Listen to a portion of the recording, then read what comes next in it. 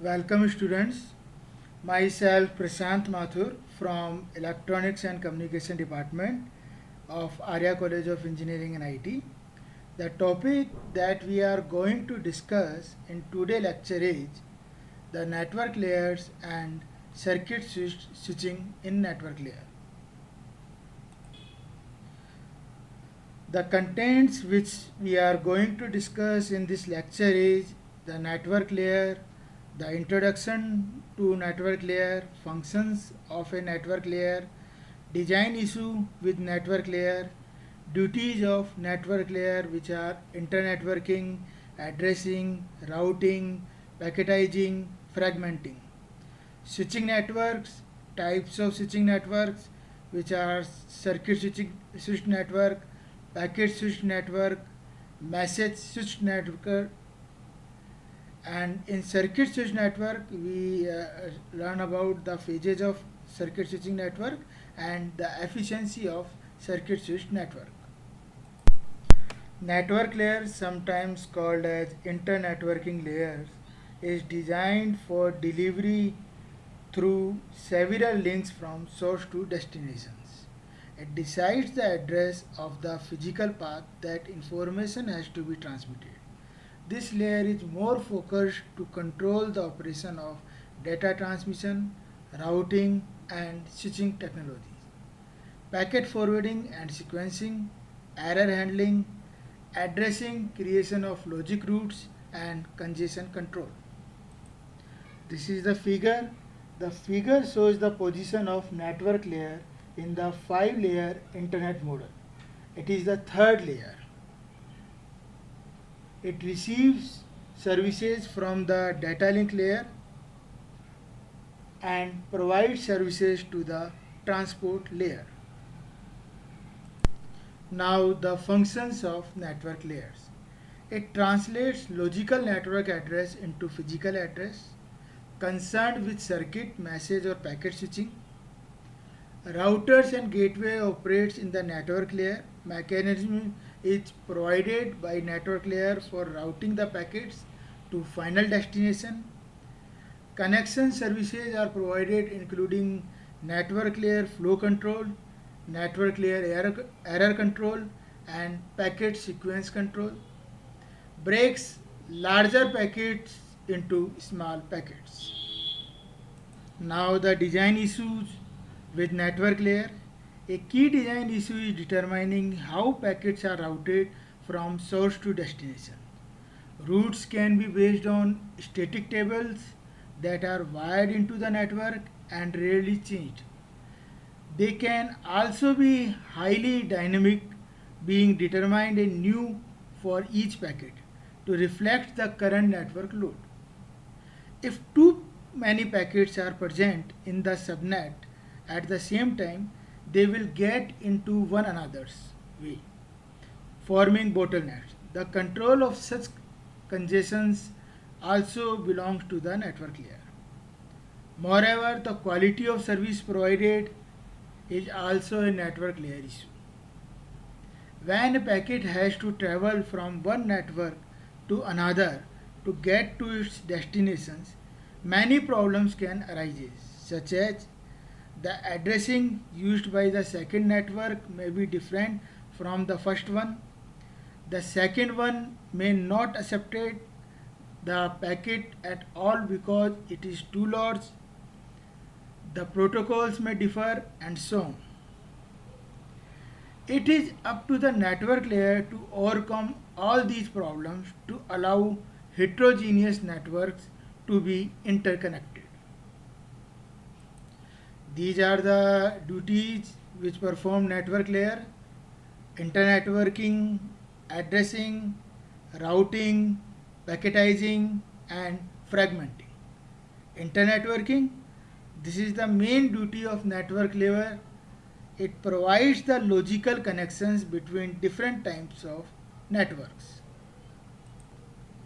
Addressing, addressing is necessary to identify each device on the internet uniquely. If a packet passes the network boundaries, we need another addressing systems to help distinguish the source and destination systems. The network layer generally adds a header to the packet coming from the upper layer. This is similar to a telephone system. The addresses used in the network layer should uniquely and universally define the connection of a computer.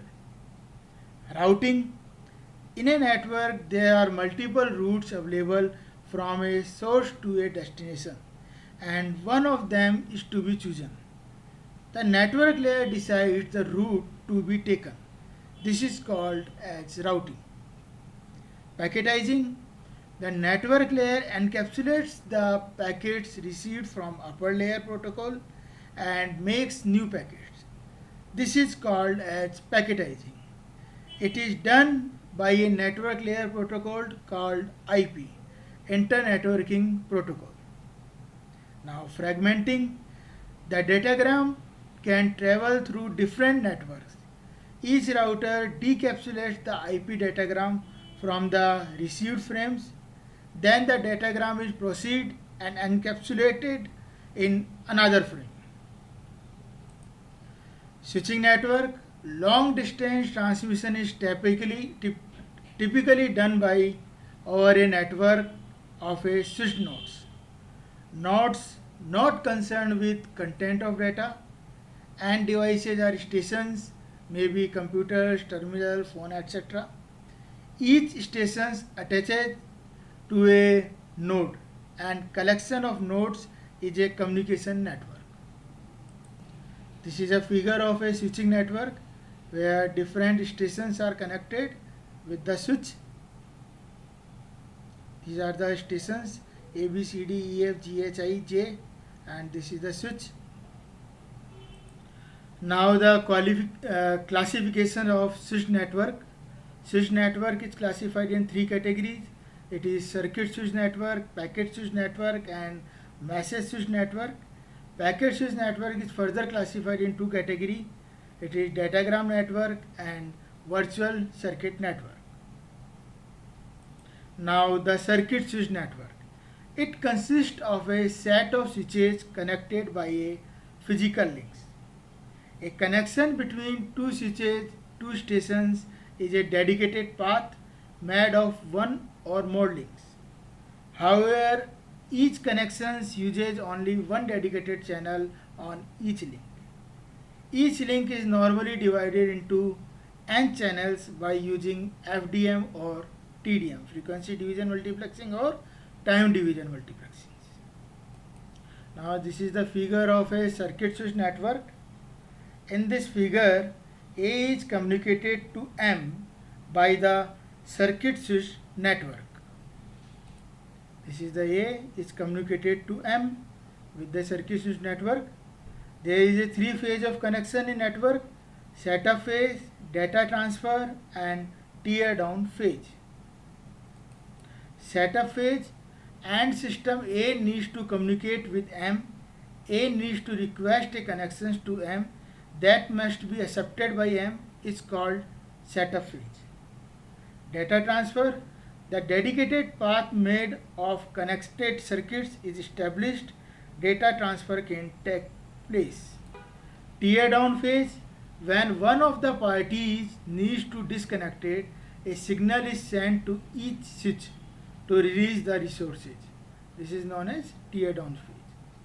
Note: in circuit switching, the resources need to be reserved during the setup phase.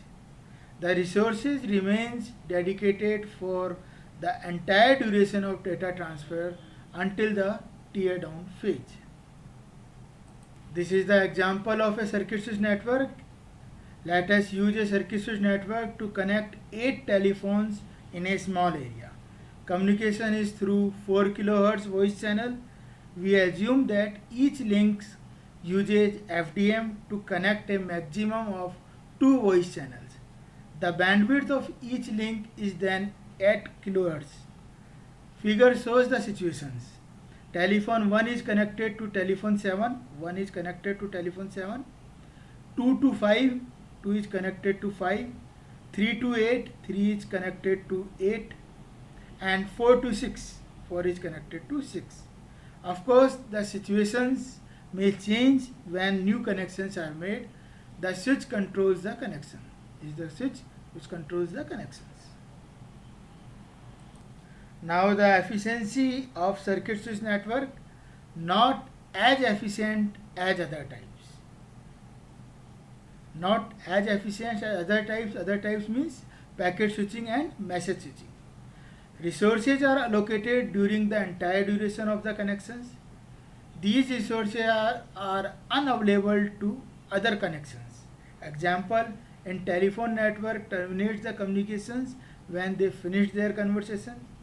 In computer network, computers are connected even if there is no activity for a long time. So we can say that this system or this network, circuit switch network is not more efficient. This is the diagram where the showing the delay in a circuit switch network. Delay in circuit when A is connected to B. This is the delay. Then data is transferred. Now the delay when B is disconnect the connection. B disconnect the connection, then this is the delay. For improve this efficiency, we go for packet switching, which we study in our next lectures. Thanking you. For any queries regarding to this lecture, you can write me on my mail ID, which is prashantmathur@aryacollege.in. Thank you.